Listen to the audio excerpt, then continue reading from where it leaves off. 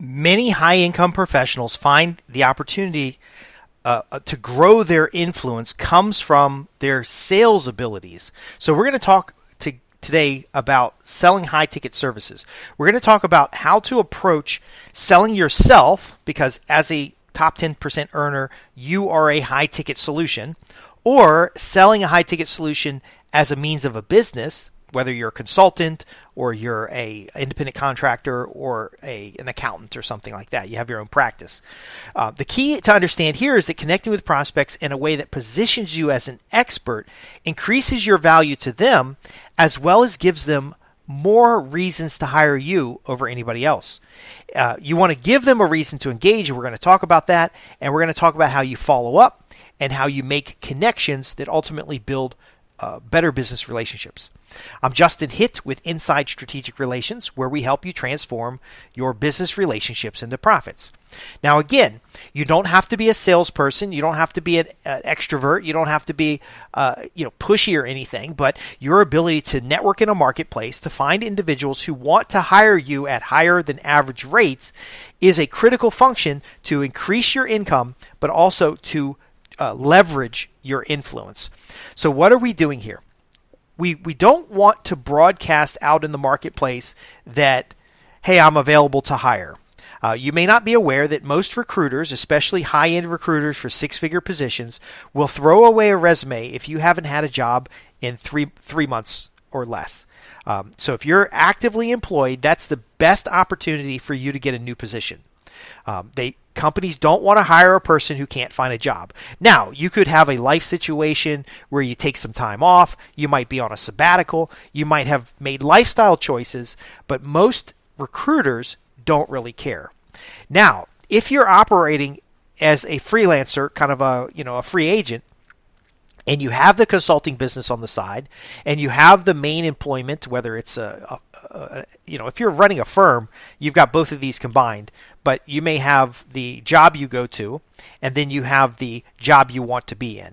And so we've got to find ways to either identify the decision makers or engage with those decision makers so that when a new opportunity comes up, you're the first one they ask. So again, when I talk about gaining influence in a marketplace, we know we have influence in the marketplace when people reach out to us and say, hey, we've got this problem going on and we're looking for somebody to help us.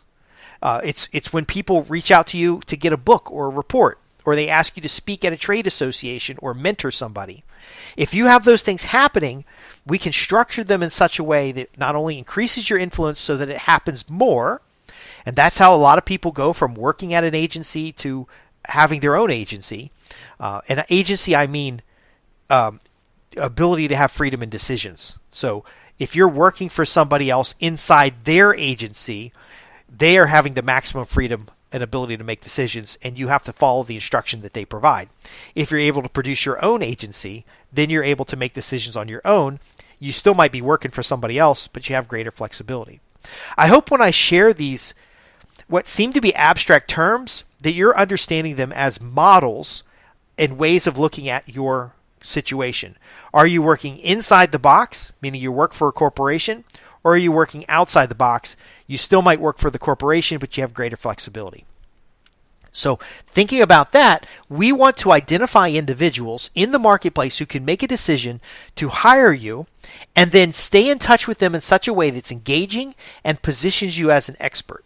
We want to do this in an environment where we're not looking desperate or we're not competing with our primary interests. So if you're working for a Fortune 100 and you're writing books in public and you're doing public speaking and you're available and got a website answering questions and you're doing a podcast, that will turn into trouble. And I know from personal experience, because sometimes when I work for Fortune 100s and they go out and they say, oh my gosh, you've got 150 podcast episodes. Oh, wow, you're the author of such and such a book. They might be interested enough to hire me, but if they continue to see that body of knowledge growing and it's not tied to a trade association or it's not someone else doing the work, then they tend to believe that I'm not loyal or that I'm not focused on their activity. They don't immediately see the models that I'm sharing with you where I have 2 or 3 administrative assistants, I have an editor, I have a webmaster, and people are just floating around. They're all independent contractors. Sometimes they're employees in my office, but ultimately they're doing the work, and I'm just running my mouth, being the expert, being the subject matter person. Can you see how this works, though? We don't want to be promoting the sale of high-ticket services, whether it's your six-figure salary or it's a 3 to 4 week project. It could be 5 figures. We don't want that out in the public. So we've got to use email and postal mail to stay under the radar to connect with these individuals. Unfortunately, LinkedIn tells you that all you need is a good LinkedIn profile and you need to be active in social media, but these things take time.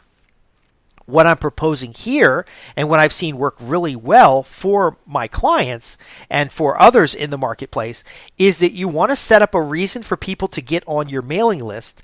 And then on that mailing list, you're going to run something like a prospect newsletter.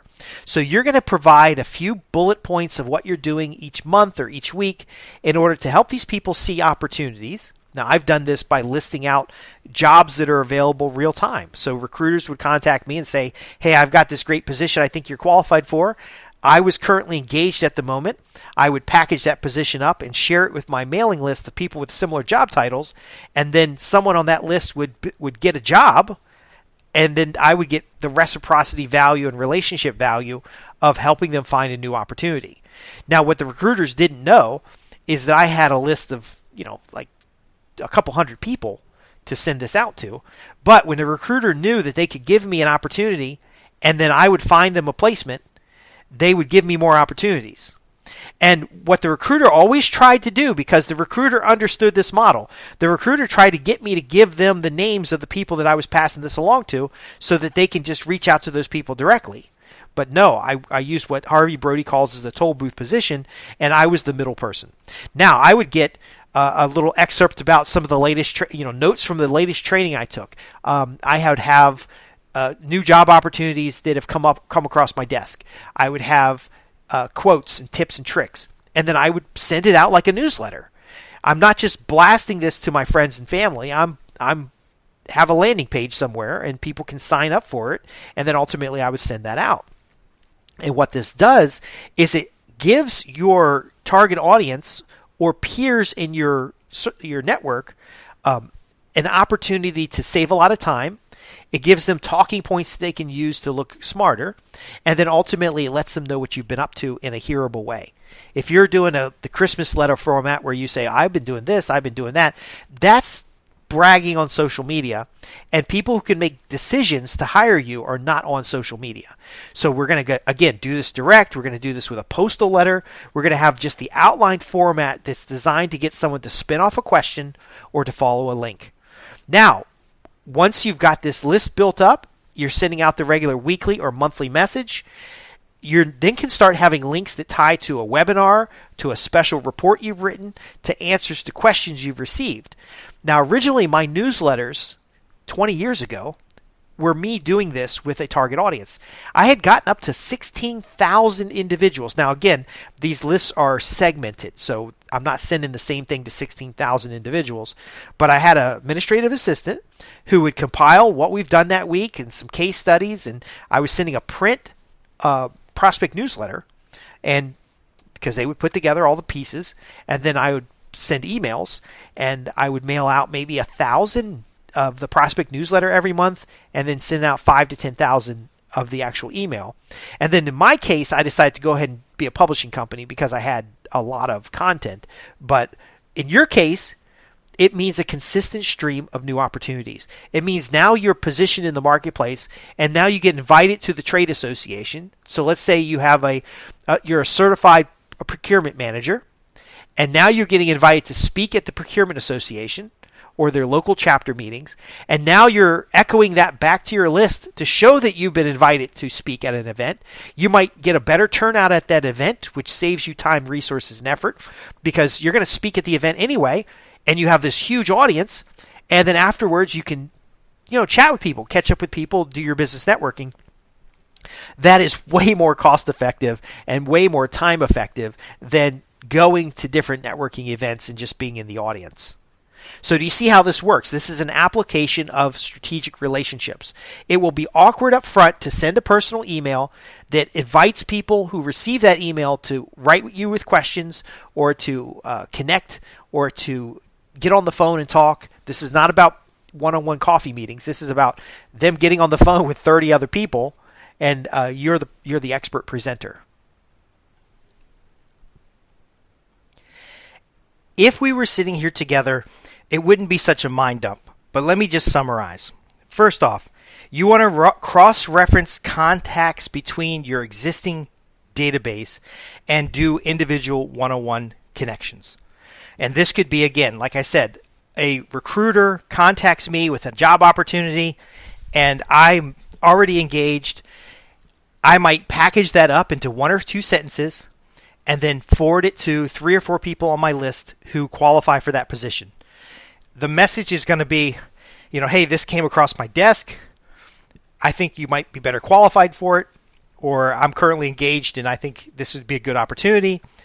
I hope you've been doing well, and then you send the email off. It's not a long story or anything. It's basically making a connection.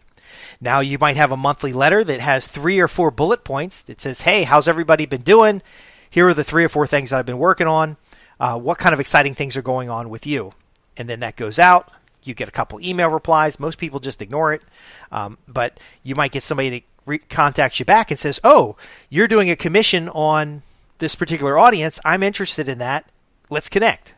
And then you'll have a phone call. As your list grows, like I said, my list got to about 16,000 people and it had multiple segments in that. You might send out a solo email to the whole list that says, oh, by the way, I've been asked to speak about such and such a topic, and that's why I'm doing a webinar, and I'd like to invite you. Here's the link. Okay, so this is not a giant newsletter. Now, there are print newsletters. Mine was a 4-page newsletter that I just bought a kit. So I basically had like 2 pages that were customized. The rest of the newsletter was just feel-good, fun information. I ended up sending that out. Now today, when people say, oh my gosh, well, sounds like it takes a lot of time and effort, and it might take a lot of money, I was spending about $1 an issue. Well, it wasn't $1. This is a little bit ago. But let's say you're spending $1 per prospect newsletter. You're not going to send it to everybody. But if you end up having a list of 1,000 people that you're sending a $1 prospect newsletter every month, you need to make sure that you're getting money out of that. So in my case, I was getting commissioned research papers. I was getting consultations. I was getting new assignments, 2 or 3 week assignment here and there. And ultimately, it was paying for itself. So I wouldn't worry about how much this type of thing costs or the time it's required to do this. It's about making connections. If you're going to do a daily email, you're going to have under 300 words. And you're not going to send it to your entire list. You're going to send it to segments in your list. Now, what kind of content you're going to include, where you're going to tell stories, you're going to be entertaining, you're going to position yourself as a credible expert, and you're going to have a small amount of education. So you might have the 5 tips that you picked up this week, and that's your Friday newsletter. What are the 5 things I learned this week? And there will be a link on each of them, and it's about connection, not about as much education. Finally, how do we convert this? Well, when you start telling personal stories and you have opportunities for questions and answer, and you have opportunities to connect with people, folks will call you and say, hey, I noticed you sent me a few job opportunities, and this came across my desk today if you're interested. See, I would send out, so I was a senior systems administrator, and a lot of recruiters were contacting me, and I'd send out the very best of those jobs to my list of 25 or 30 other senior systems administrators in the marketplace, and periodically 1 or 2 of those would send stuff back. Never once have they sent me something that I already knew about. And so I'm extending my knowledge network, but I'm also extending reciprocity in a network of individuals that I'm peers to. So sometimes they'd send out, hey, I got a free ticket to this Sun training because somebody dropped out last minute. If you'd like to go, let me know. And so I ended up being able to attend 4-figure and 5-figure training programs. I was able to get access to equipment and materials. I was able to get invited to mastermind groups. I was able to make connections. Now, I will tell you that this feels like it takes a lot of work, and at times I fail to do this. Anytime I fail to do this, I've always suffered, because the primary purpose of understanding you are a high-ticket service and using a model that sells high-ticket services is that we are cultivating our business network. We're staying connected. We have warm contacts with people in our audience. And isn't it really worth an hour a day? At least an hour a day to write up a quick summary of what you've been doing. Could be at the end of the day, you go through your engineering log and you just jot down some key lessons you've learned and then send it out an email. Now, email is not the best way of doing this. If you can send out a print letter, that is so much better because it's tangible. There's fewer distractions. It could be a postcard, but it has to be relevant to those individuals. So here's the takeaway actions that you're going to do right now. First off, you're going to go in your contact management system, and you're going to make sure that you've contacted everybody in your contact manager in the last 15 days. If you start noticing stale records where you have not contacted somebody in the last 15 days, you will contact that person, find out what they've been up to, what are their interests, what are their desires. Now, yes, you can go to social media and check this stuff out. That's fine, but you want to have an engagement with an individual. You want to make sure they know you care about them and find out as much as you can about how you can serve them. What you'll discover is that half of your contact management system, the addresses are wrong. So individuals that are not qualified to hire you, they're not your peers, they're not your vendors, you want to delete them from your contact management system. By removing people who are not qualified, you reduce the number of contacts that you've got to make. Every contact is going to be very specific to the other person's desires and needs. You're going to talk to their needs and desires. Now, over time, you're going to find groups of people that have similar needs and desires, and you can send one message to the whole group. That's fine. You're not blind copying these people. You're using a configuration, a customer relationship management system that lets you create mailing lists, but ultimately, you're going to keep your addresses fresh. You're going to go into your social media networks like LinkedIn, all your business networks, and you want to extract from those networks the highest quality individuals and put them on your own list, and then again, do this follow-up with them. If you have individuals on what we call a Dream 100 list, or the 150 closest people to you, those individuals, not only will you make sure you contact them every 15 days or shorter, those individuals you want active dialogue. You want to make sure they're doing good. If somebody told you last month that their wife, so there's a private conversation, and they say they're having problems with their wife, and their wife's having problems with them, you can follow up with them and say, how's everything been going? Knowing, you don't have to say all the context. Hey, I understand you're still having a problem with your wife, or are you still having a problem with your wife? You don't want to do that. But you can do a health check on those folks. And you can say, hey, how's everything been going? Why don't we get on the phone sometime? A good friend of mine recently did a health check on me. And I'm not offended. I'm not concerned. He says, look, we haven't talked to each other in a while. I just want to check in, see how you've been doing. And we had a 30-minute conversation. I felt great. He felt great. And then we talked about next time he's out on the East Coast, we're going to get together. Now, I don't feel compelled. I want to get together with him because I remember we used to hang out and do some stuff. So I will go halfway across the East Coast to meet with this guy because we're friends. Building business relationships is about building mutually valuable relationships, friendships, connections. Our world is devoid of connections today because everybody's sitting behind the computer. This exercise is about selling yourself as an expert. It's about positioning yourself as a go-to individual. It is about that high-ticket service. But it is also about making their life more meaningful, making your life more meaningful, and making connections of value.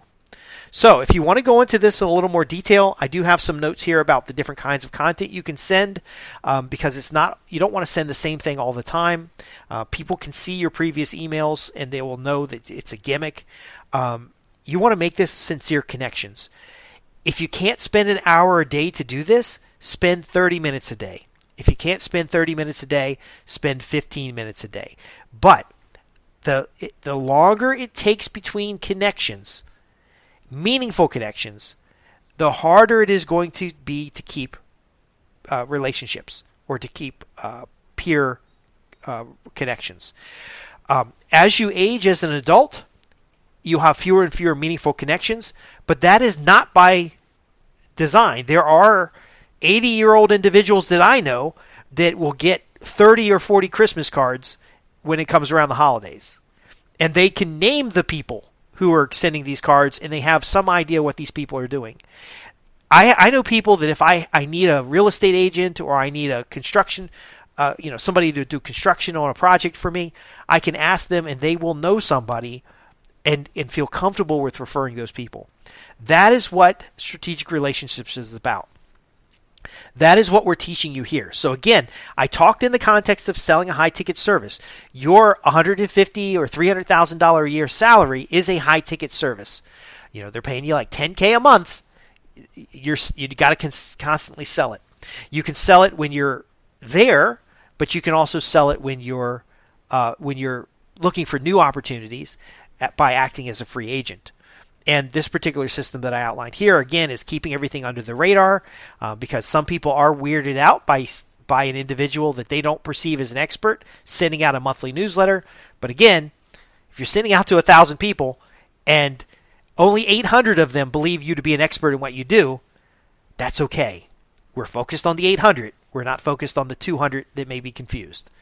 And then finally, this is something that you can do. Now, I have had staff do this for me in the past, or at least make sure that the addresses are correct, or at least make sure my contact management system is clean so that I could just run a report and contact anybody that hasn't been in touch with in the last 15 days. And then don't be afraid to delete people from your contact manager. There will be people that will email you and say, hey, Justin, why are you sending me this? And those people you don't have a connection with, and you've not been able to make a connection that's meaningful, so just remove them from your contact manager. There's 7 billion people on the planet. You're not going to please everybody. So that's it. I'm Justin Hitt with Inside Strategic Relations, and this has been a way to contact prospects and stay in touch with your business network so that when big opportunities come along, people choose you rather than choosing someone else. And it's an example of cultivating relationships on a one-to-one basis, but then also syndicating those contacts into topical areas so that you can serve a larger audience. If you have questions about this or anything I cover, visit me at www.insidestrategicrelations.com. A podcast never really does as much as sitting down for a consultation or specific coaching. So if you'd like me to work with you specifically to look at how you structure your contact management system, what kind of follow-up emails, and then ultimately what kind of content can you send to these individuals that's relevant that later could be reused to position you as a credible expert, and we could talk about that at another time. You can also ask those questions at www.insidestrategicrelations.com, where we help you transform business relationships into profits guaranteed.